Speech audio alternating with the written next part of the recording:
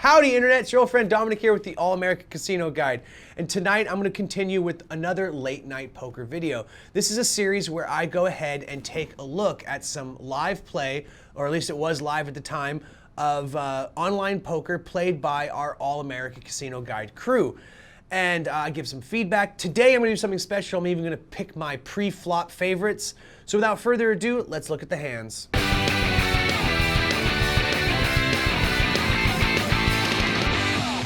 All right, so here's the first hand. I'm going to take a quick look around here. Let's look at the players. We got PM Star, bluffing all day, Owl and Allison, Vendrick, and who is this? This must be Horace right here at the end. Let's see.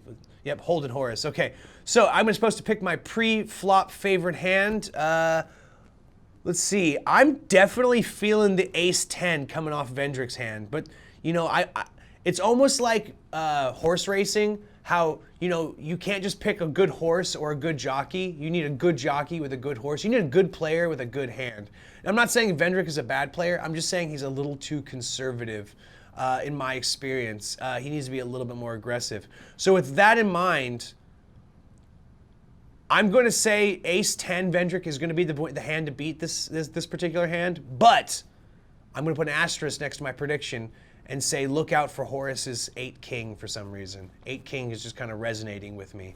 All right, Horace has the first option to play the hand for the big blind, 100 bucks. Yep, he's in for 100. Looks like a call from PM Star. Bluffin is going to fold his 5-6, okay. Allison's in for the small blind. Now she's in for the rest. Okay, the flop is 5-6-9. No help there for my favorite hands. So right off the bat, my predictions are looking a little shaky, but there's still two more cards to be dealt out. Okay, let's take a look at what Allison's going to do. She's the first to take an option because she's right off the button. All right, Allison, 4-9. She's got a pair of nines. Top pair according to the table. She's in for 378, which is about half pot. Actually, it was a pot bet, to be honest with you. Okay, Horace is still in the hand. Right, 5 of hearts. Looks like a pair of fives, pair of nines, two pair now over there in Allison's hand. This could all change, though. All we need is a king or an at the very end here on the river, which would not be the first time a river card. Oh, I was completely wrong. Allison with her 4-9 became the winning hand. Okay, so I'm 0-1 right now for my predictions for this.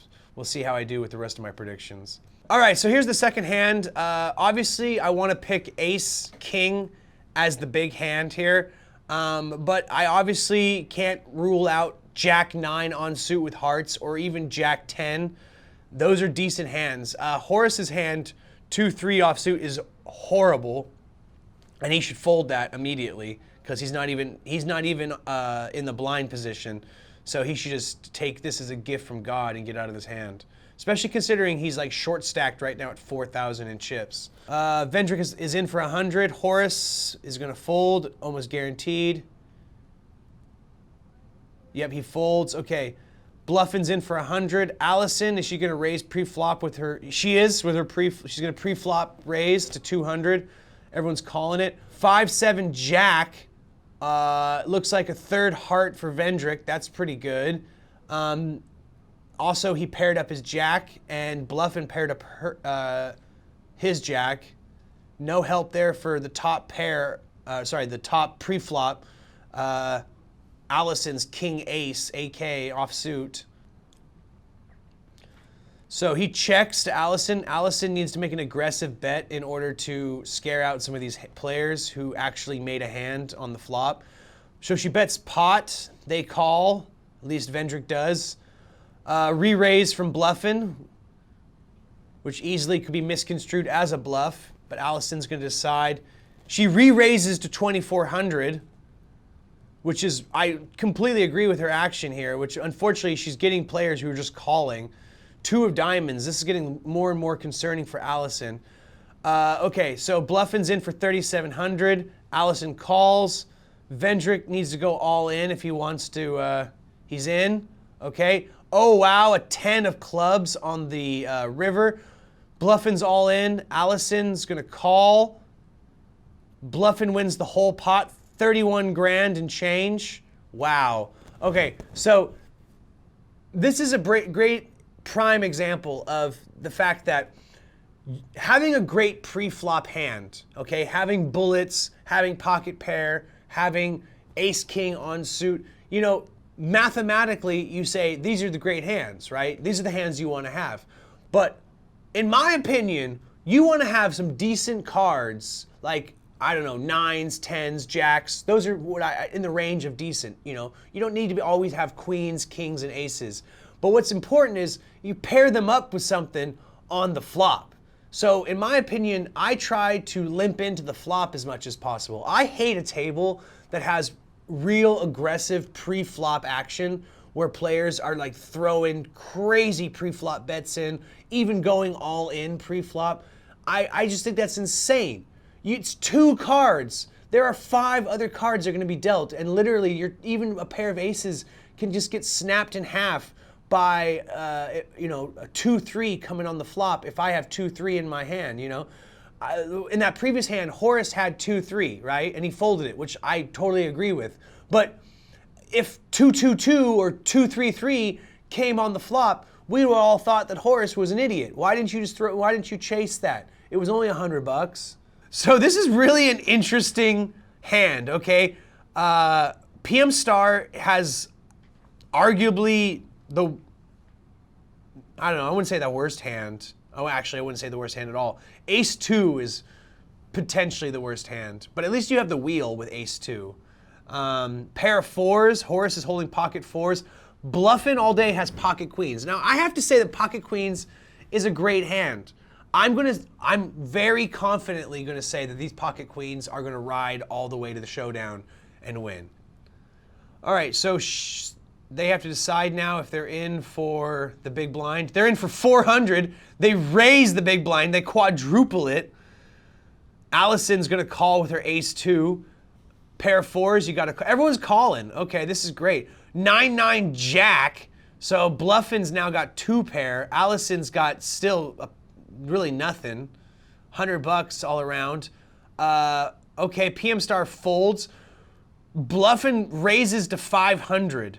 All right, so Allison, what are you gonna do? You're gonna fold, or are you gonna call that 500? You got ace high, 900. Re-raise to 900. Okay. Oh my God, a third 9. It's a full house for Horace and Bluffin, but Bluffin's gonna be 9s over queens instead of 9s over 4s. Oh, wow, $100. The only thing that can save Allison at this point, 2,700 from Horace.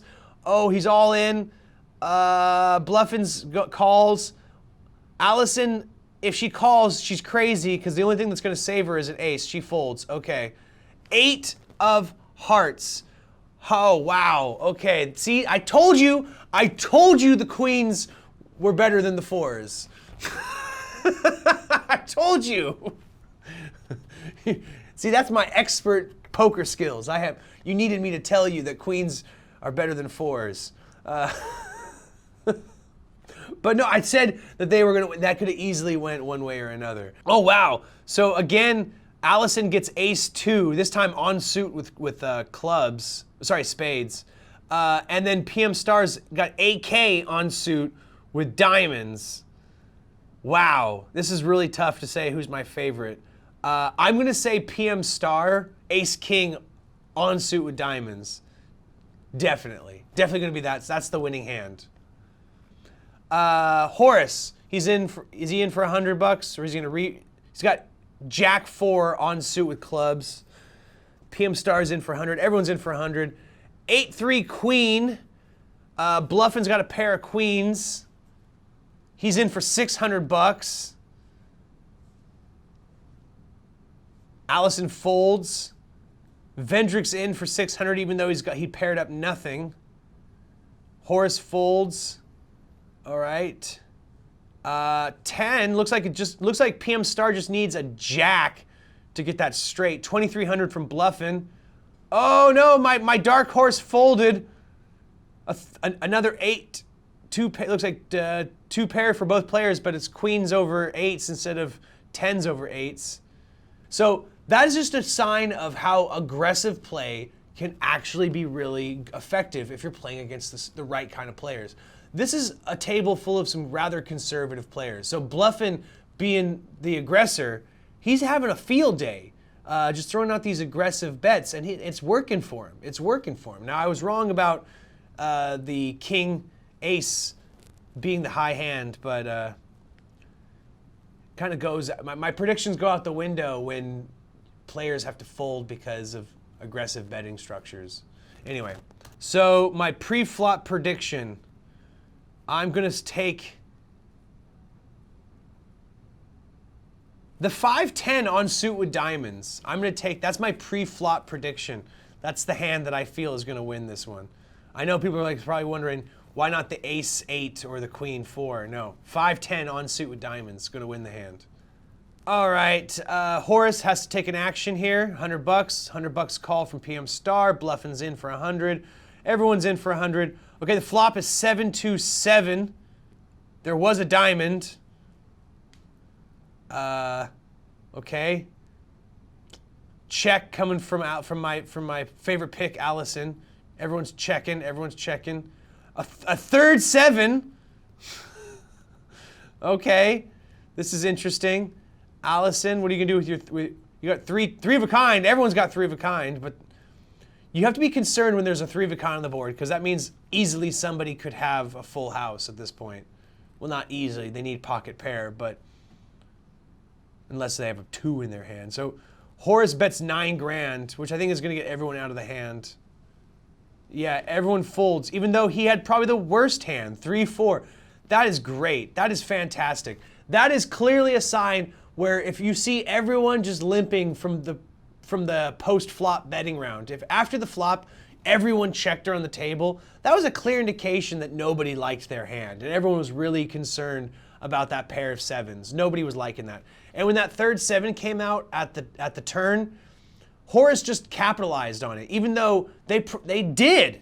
There's not even a debate, you know, where I'm saying they absolutely had the worst hand. 3-4 offsuit was the worst hand. But they just went in aggressive with an all-in bet, and nobody called them. They were willing to gamble, and it worked out for them.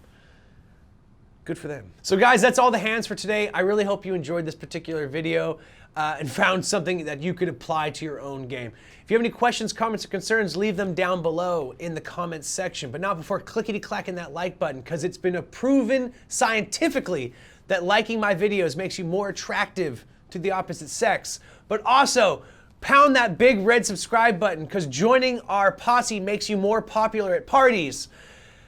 And make sure to ring-a-ding-ding that notification bell, because you're not going to want to miss a thing. You're just like Aerosmith. My name's Dominic. This has been the All-American Casino Guide, wishing you luck and reminding you, as always, play responsibly.